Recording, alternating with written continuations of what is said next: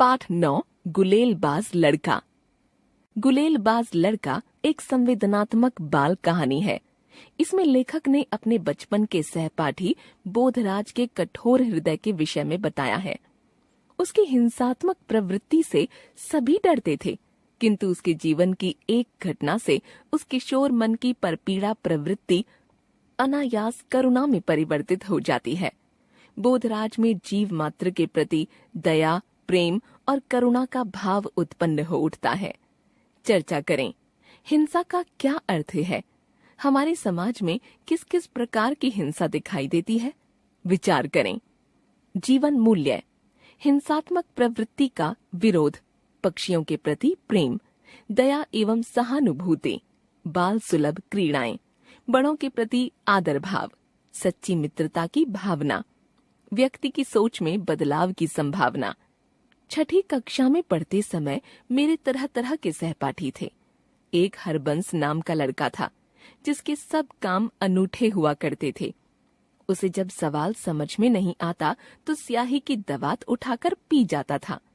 उसे किसी ने कह रखा था कि काली स्याही पीने से अक्ल तेज हो जाती है।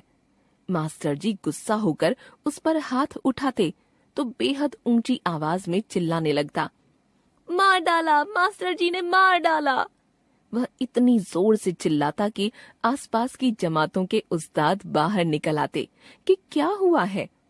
क्लास में लड़के हंसने लगते और मास्टर जी झेप कर उसे पीटना छोड़ देते। एक दूसरा सहपाठी था बोधराज। उससे हम सब डरते थे। बड़ा जालिम लड़का था। सारा वक्त उसके हाथ में गुलेल रहती और उसका निशाना अचूक था। पक्षियों के घोंसलों पर तो उसकी विशेष कृपा रहती थी। पेड़ के नीचे खड़े होकर वह ऐसा निशाना साधता कि दूसरे ही क्षण पक्षियों की ची ची सुनाई देती और घोंसलों में से तिनके और थिगलियां टूट टूट कर हवा में छितरने लगते और वह झट से पेड़ पर चढ़ जाता और घोंसलों में से अंडे निकाल लाता। जब तक वह घोंसलों को तोड़ फोड़ नहीं डाले, उसे चैन नहीं मिलता था। उन्हीं दिनों मेरे पिताजी की तरक्की हुई और हम लोग एक बड़े घर में जाकर रहने लगे। घर नहीं था, बंगला था, मगर पुराने ढंग का और शहर के बाहर। बाहर खुली जमीन थी और पेड़ पौधे थे। घर तो अच्छा था, मगर बड़ा खाली सा था और शहर से दूर होने के कारण मेरा कोई दोस्त भी यहाँ पर नहीं था। तभी वहाँ बोधराज आने लगा। शायद उसे मालूम हो गया कि वहाँ शिकार अच्छा मिलेगा, क्योंकि उस पुराने घर में और घर के आंगन में अनेक पक्षियों के घोंसले थे। आसपास बंदर घूमते थे और घर के बाहर झाड़ियों में नेवलों के एक दो बिल भी थे।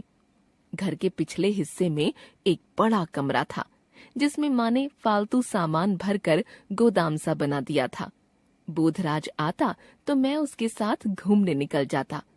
माँ को मेरा बोधराज के साथ घूमना अच्छा नहीं लगता था, मगर वे जानती थीं कि मैं अकेला घर में पड़ा पड़ा क्या करूँगा। माँ भी उसे राक्षस कहती थीं और उसे बहुत समझाती थीं कि बेचारे बेजुबान जानवरों को तंग नहीं किया करते। एक दिन माँ मुझसे बोली, अगर तुम्हारे दोस्त को घोंसले तोड़ने में मजा आता है तो उससे कहो कि हमारे गोदाम में से घोंसले साफ कर दे। चिड़ियों ने कमरे को बहुत गंदा कर रखा है। मगर माँ, तुम खुद तो कहती थी कि जो घोंसले तोड़ता है उसे पाप चढ़ता है। माँ ने कहा, मैं यह थोड़े ही कहती हूँ कि पक्षियों को मारे। वह तो पक्षियों पर गुलेल चलाता है, उन्हें मारता है। घोंसला हटाना तो दूसरी बात है। इस बीच जब बोधराज घर पर आया तो मैं घर का चक्कर लगाकर उसे पिछवाड़े की ओर गोदाम में ले गया। गोदाम में ताला लगा था। हम ताला खोलकर अंदर गए।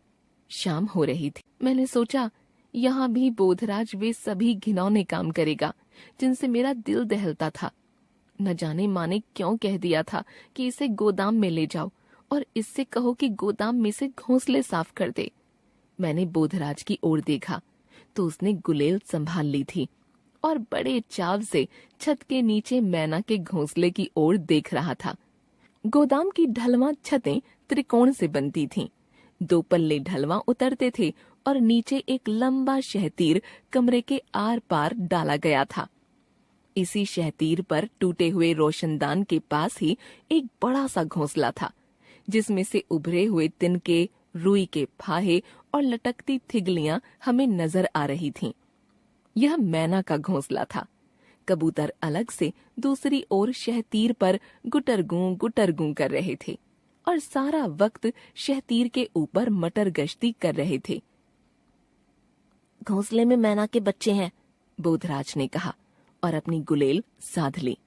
तभी मुझे घोंसले में से छोटे छोटे बच्चों की पीली पीली नन्ही चोंचें झांकती नजर आईं। देखा, बोधराज कह रहा था, ये विलायती मैना है, इधर घोंसला नहीं बनाती। इनके माँ बाप जरूर अपने काफिले से बिछड़ गए होंगे और यहाँ आकर घोंसला बना लिया होगा। इनके माँ बाप कहाँ हैं? मैंने पूछा। चुग्गा लेने गए हैं, अभी आते ही होंगे, कहते हुए बोधराज ने गुलेल उठाई। मैं उसे रोकना चाहता था कि वह घोंसले पर गुलेल न चलाए, पर तभी बोधराज की गुलेल से फर्र की आवाज निकली और इसके बाद जोर से टन की आवाज आई। गुलेल का कंकड़ घोंसले से न लगकर सीधा छत पर जा लगा था, जहां टीन की चादरें लगी थीं। दोनों चोंचें घोंसले के बीच कहीं गायब हो गईं और फिर सख्ता सा छा गया। लग रहा था मानो मैना के बच्चे सहमकर चुप हो गए हों। तभी बोधराज ने गुलेल से एक और वार किया। अब की बार कंकड़ शहतीर से लगा। बोधराज अपने अचूक निशाने पर बड़ा अकड़ा करता था। 2 निशाने चूक जाने पर वह बौखला उठा। अब की बार वह थोड़ी देर तक चुप खड़ा रहा। जिस वक्त मैना के बच्चों ने चोंचें फिर से उठाईं और घोंसले के बाहर झांक कर देखने लगे, उसी समय बोधराज ने तीसरा वार किया। अब की बार कंकड़ घोंसले के किनारे पर लगा।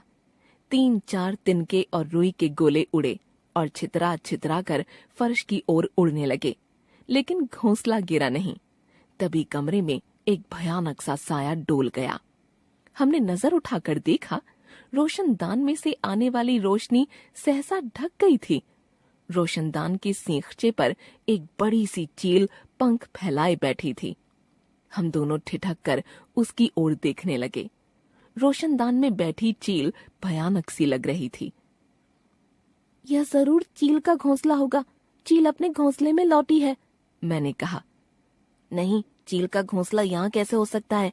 चील अपना घोंसला पेड़ों पर बनाती है, यह मैना का घोंसला है। उसी वक्त घोंसले में से ची ची की ऊंची आवाज आने लगी। घोंसले में बैठी मैना के बच्चे पर फड़फड़ाने और चिल्लाने लगे। हम दोनों निश्चेष्ट से खड़े हो गए, यह देखने के लिए कि चील अब क्या करेगी। हम दोनों चील की ओर टकटकी बांधे देखे जा रहे थे। घोंसले में से बराबर ची ची की आवाज आ रही थी, बल्कि पहले से कहीं ज्यादा आवाज बढ़ गई थी।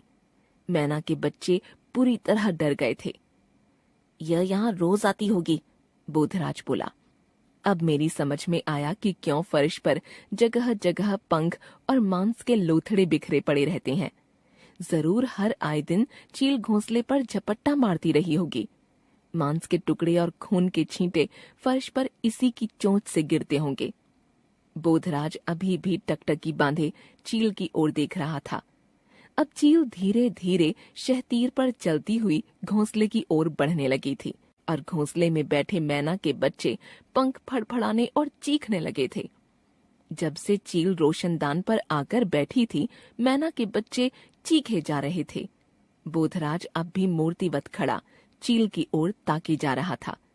कुछ देर बाद बोधराज ने गुलेल उठाई और सीधा निशाना चील पर लगा दिया। चील को मत छेड़ो, वह तुम पर झपटेगी, मैंने बोधराज से कहा, मगर बोधराज ने मेरी बात नहीं सुनी और गुलेल चला दी। चील को निशाना नहीं लगा।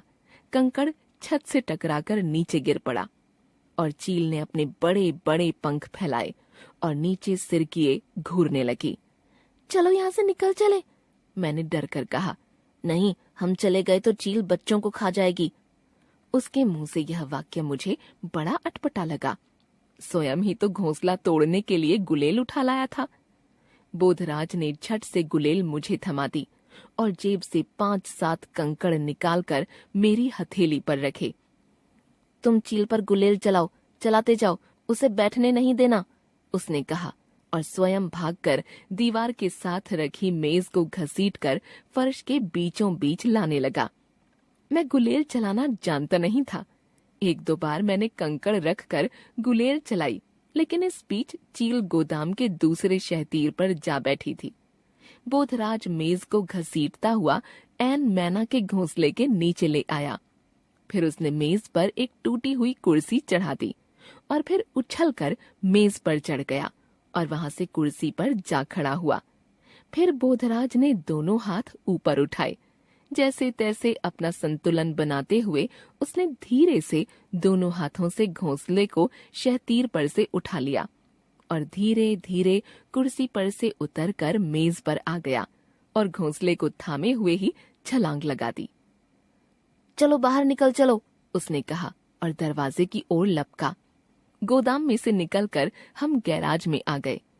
यहाँ पर चील नहीं पहुंच सकती, बोधराज ने कहा और इधर उधर देखकर घोंसले को एक टूटे बक्से पर चढ़कर शहतीर के ऊपर रख दिया।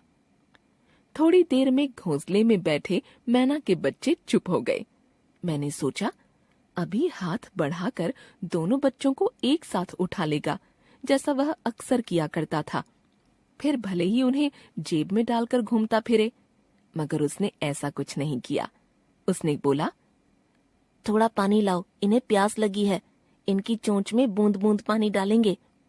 मैं बाहर गया और एक कटोरी में थोड़ा सा पानी ले आया। दोनों नन्हे नन्हे बच्चे चोंच ऊपर उठाए हाँफ रहे थे। बोधराज ने उनकी चोंच में बूंद बूंद पानी डाला और बच्चों को छूने से मुझे मना कर दिया, न ही स्वयं उन्हें छुआ। इन बच्चों के माँ बाप यहाँ कैसे पहुँचेंगे? मैंने पूछा। वे इस झरोखे में से आ जाएंगे, वे अपने आप इन्हें ढूंढ निकालेंगे। हम देर तक गैराज में बैठे रहे। बोधराज देर तक मंसूबे बनाता रहा कि वह कैसे रोशनदान को बंद करे ताकि चील कभी गोदाम के अंदर न आ सके। उस शाम वह चील की ही बातें करता रहा। दूसरे दिन जब बोधराज मेरे घर आया तो न तो उसके हाथ में गुलेल थी और न जेब में कंकड़, बल्कि जेब में बहुत सा चुग्गा भरकर लाया था और हम दोनों देर तक मैना के बच्चों को चुग्गा डालते और उनके करतब देख रहे थे। लेखक भीष्म साहनी।